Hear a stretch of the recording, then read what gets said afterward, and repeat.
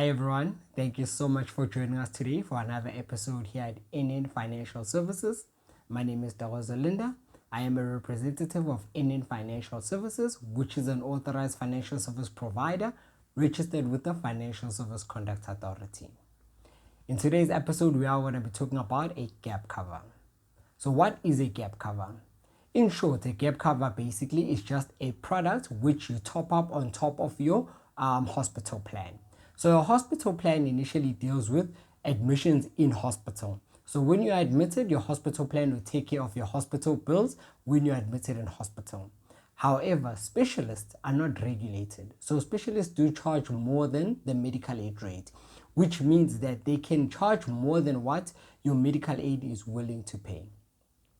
Most medical aid pay up to 100% of the medical aid rate, which is set by the Council of Medical Aid Schemes. So every procedure in hospital, there is a specific rate that has been set by the council, which that rate is actually, when it's paid at 100%, which means that if that rate, for example, like a specialist charges 15,000 Rand, and then your medical aid pays 15,000 Rand for that specific procedure, then it means that your medical aid paid 100%. So let's say specialist X in this example was your specialist for a procedure. And then when now you are discharged and now all of a sudden claims start coming through from your primary health care or medical aid, then you find that, for example, specialist X charged 45,000 Rand. And for that specific procedure, the council says we are going to pay 15,000 Rand.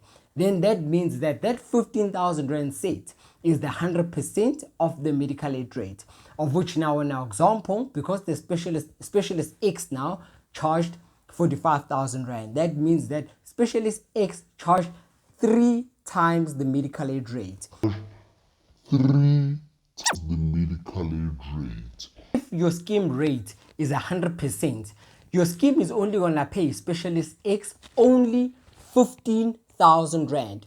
Then that means that you have a shortfall of 30,000 Rand. Because bear in mind that now your specialist charged 3 times the medical aid rate. So what's going to happen? Specialist X is going to come to you and say, your medical aid paid me 15,000 Rand. Now you owe me 30,000 Rand.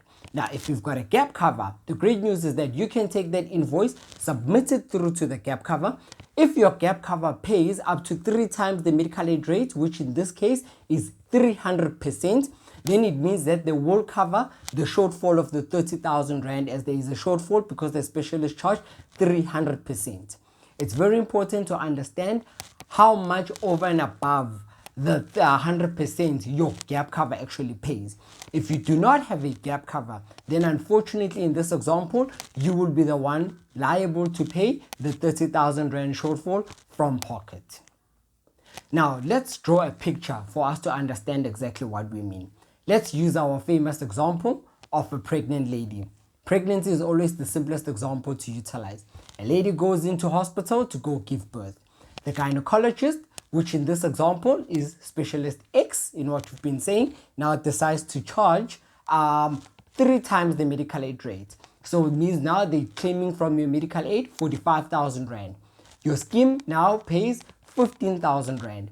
Now your specialist comes back and says, you owe me 30,000 Rand because your medical aid didn't pay in full. Now you've got gap cover. You submit that invoice from the specialist, which is the gynecologist in this case, to say that you owe them 30,000 Rand, to your gap cover to say that, guys, I had a procedure done. Here's my invoice to basically state that I was admitted in hospital on this specific date, and this is the procedure that I had. My medical scheme paid this amount of money, and now I have a shortfall of 30,000 Rand. Your gap cover is going to review the claim, and then if it's within the scheme rate, the agreed scheme rate of which they cover you for, then they're gonna take or rather pay the specialist the shortfall of that amount directly to the specialist. Remember that the shortfall is not paid to you as the member, but in most cases it's paid to the provider. Why is it important to actually have a gap cover? Remember that when you go into hospital for a procedure done, about 3 years ago, depending also once again at the time of recording this video, when gap cover was first introduced into the market, The claims for gap cover were usually anything from 6,000 to 12,000 Rand because the benefits of the scheme used to cover most of the amount that is claimed by the specialist. Recently, as I was doing my research, I found that now shortfalls are going as far as 50,000 Rand, which tells us that specialists are actually claiming more than the medical aid rate. At this day and age, I wouldn't actually recommend anyone to go without gap cover. Gap cover is very important to have because claims now have gone up. The benefits of the medical aid scheme have actually reduced a lot as well. So it means that there's more and more claims coming in. So now it's very important for one to always have a gap cover. One of the other added advantages of having a gap cover is not only for specialist shortfalls in hospital, but you find that some procedures, depending on your medical aid or primary health care, you could find what we have a co-payment. A co-payment usually would be an amount depending on the procedure. Now, very importantly, before we continue, these differ from scheme to scheme. One scheme might have a procedure that has maybe, for example, a co-payment of a certain rand value and another one might not. But one thing that I can reassure you is that most schemes do have co-payments. A co-payment most probably is the amount that you'd have to pay to the scheme or the hospital at the time of obtaining authorization. So if your procedure that you're trying to get authorization for has a co-payment, let's say for example of 1,500 Rand, before they obtain your authorization or admit you in hospital, you'll have to pay that upfront. You cannot claim it from the gap cover because you would not be able to obtain authorization without paying that co-payment.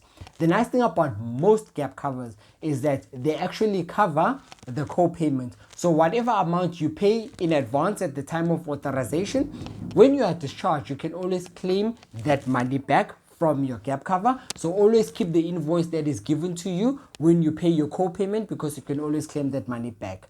But if you don't have a gap cover and you do obtain authorization from your medical aid or your primary healthcare insurance, then remember that you will still be liable to pay the co-payment, but you have no way to claim it from. So that's the reason why it would be advisable to always have a gap cover. While we're on the same note of a gap cover as well, I also like to emphasize that it's very important to take up a gap cover with the product supplier that you are insured with. In other words, the medical aid that you have, always take a gap cover that is actually linked to that specific medical aid, because in most cases the shortfalls of the gap cover are aligned to that specific scheme. So the shortfalls of the scheme is what the gap cover covers. You can always take a gap cover with any insurer, but the disadvantages of that is that you can find that you can have a co-payment from one scheme and then you find that your gap cover doesn't cover the shortfall of that specific procedure. Then you find that you do have gap cover, you have paid a co-payment but you can't claim it back. But in most cases, when a scheme offers you a gap cover, always take a gap cover with that specific scheme, as in most cases the shortfalls of that specific scheme are actually covered by the gap cover that they are offering. In a nutshell, that is actually a value-added product called the gap cover that you take up with your medical aid. I hope you found this video very insightful. In conclusion, a journey of 1,000 miles starts with a single step.